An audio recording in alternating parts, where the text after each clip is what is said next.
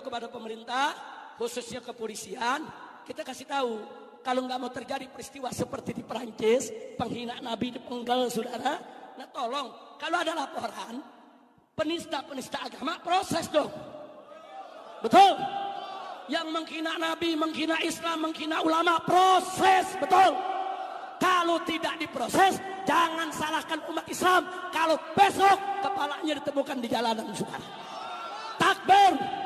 Takbir, siap bela Nabi, siap bela Nabi, siap mati untuk Rasulullah.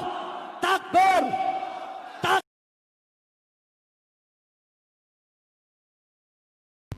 Nah, ada beberapa lagi syariat yang masalah metode. Dulu Nabi Nuh itu dibolehkan oleh Allah, saking mangkelnya sama orang kafir. Saya ulang lagi, orang kafir itu kan biadab sekali, nempat buminya Allah, makan rezekinya Allah, kemudian mengkafirkan Allah. Pikirannya Nabi Nuh, orang biadab gini nggak layak hidup, itu pikirannya Nabi Nuh. Kalau dia pakai militer, tidak punya militer, ya pakai langit akhirnya.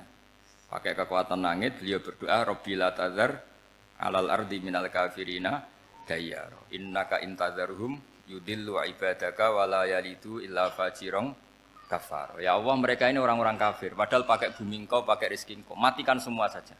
Jangan sisakan satupun. Karena kalau masih sisa, nanti anak turunnya ya gitu. Gennya gendo ya pasti melahirkan gendo. Gen, wala yalidu illa fajirong kafar. Kalau kamu sisakan pasti melahirkan generasi gendo lagi, kafir lagi. Dituruti sama Allah. Kecuali orang 80 yang ikut Nabi Nuh. Nah, orang 80 yang ikut Nabi Nuh ini selamat karena iman. Maka generasi yang sekarang ini termasuk saya semua ini, semuanya turunan orang iman. Maka kita ini punya dua status. Satu, Allah kadang manggil kita ya Bani Adam, karena faktanya kita turunan Nabi apa? Adam. Panggilan kedua adalah Zurriyataman Hamalna Ma'anu. Orang-orang sekarang itu pasti turunan orang yang ikut perahunya Nabi Nuh. Jadi nasab kita ini sudah steril. Sudah tidak ada nasab lewat kafir, karena yang kafir sudah habis. Semua orang sekarang itu turunan Nabi Nuh, yaitu disebut apa? Zurriyataman Hamalna Ma'anu. Yaitu sekitar orang 80.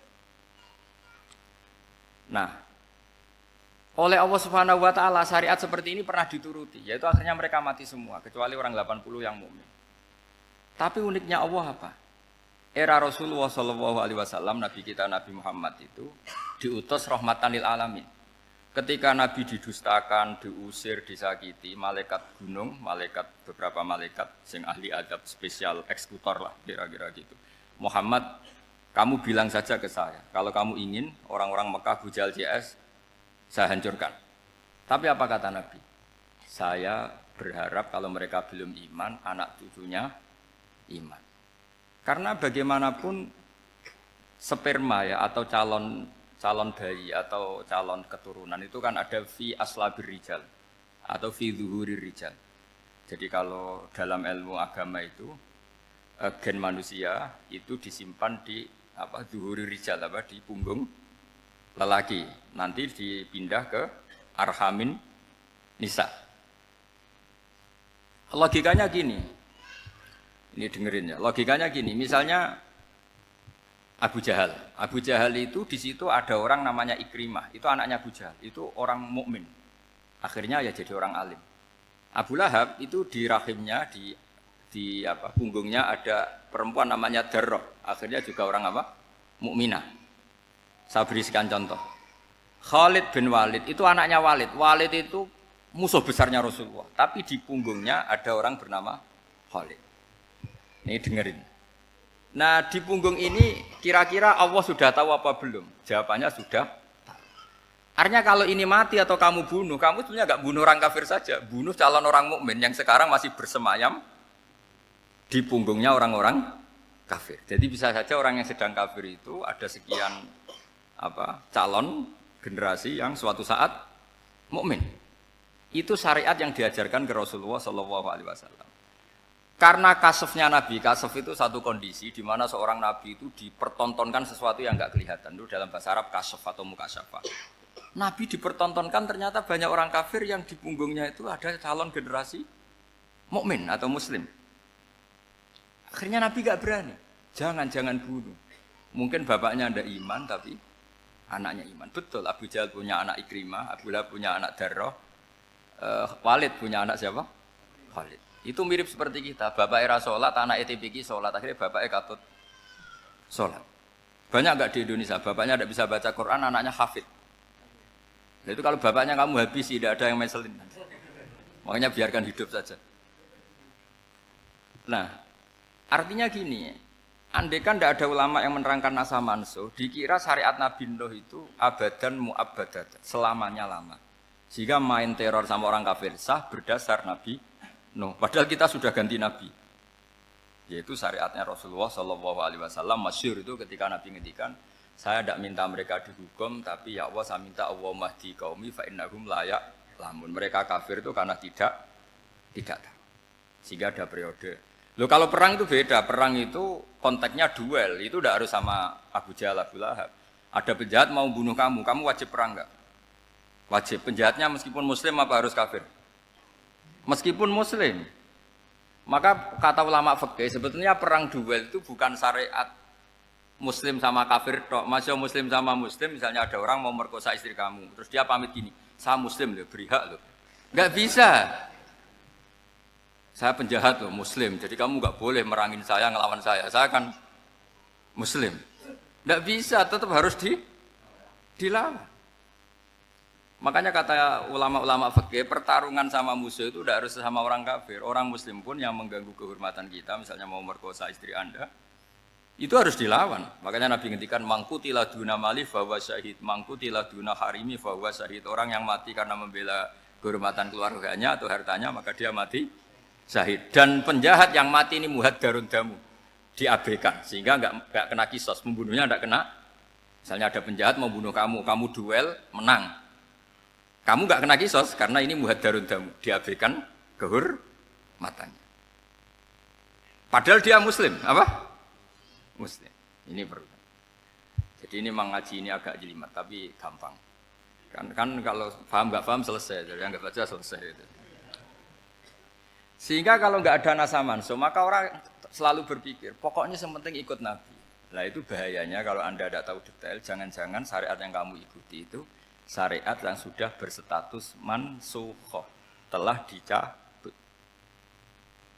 Dan itu banyak. Makanya kata Sayyidina Ali ketika ada orang ngajar gak tahu nasa mansuh, halakta wa ahlakta, kamu rusak dan merusak orang lain.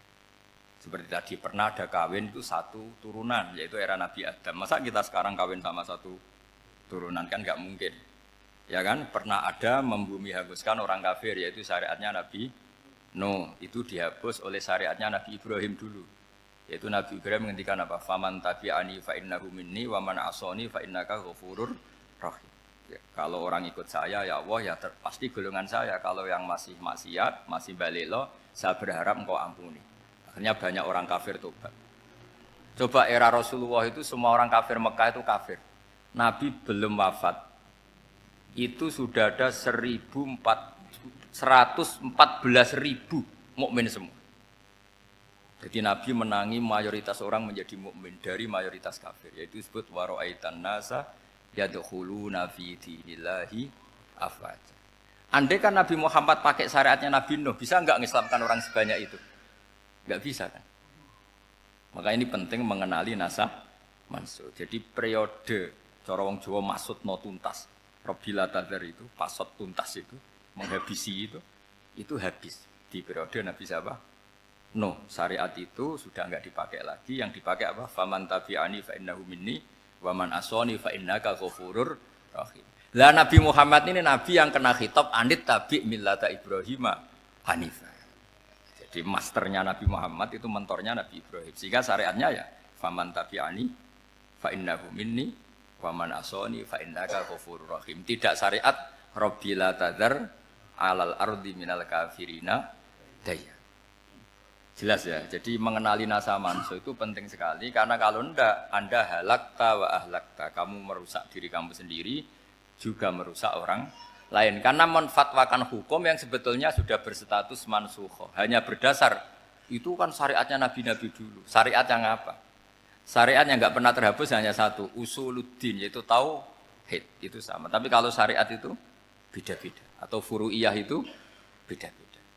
Yaitu tadi saya beri contoh era Nabi dulu kalau ada pakaian najis dipotong. dibuang.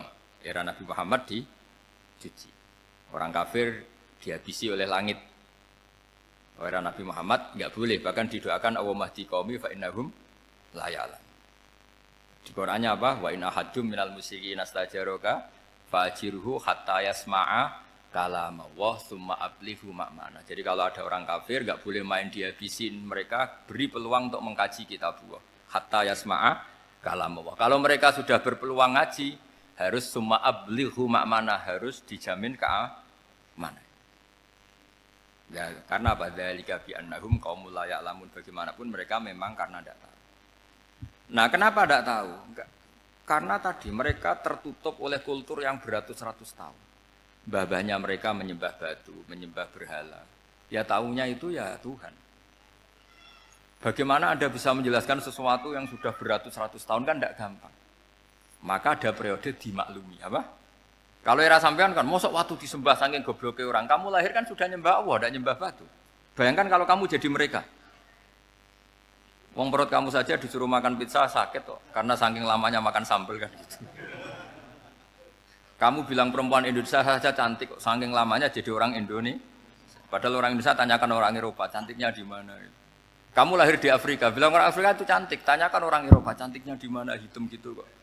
Jadi orang itu pasti terkooptasi oleh sekelilingnya. Orang Afrika akan bilang, wanita Afrika itu cantik. Coba tanyakan orang Eropa, cantik apa enggak?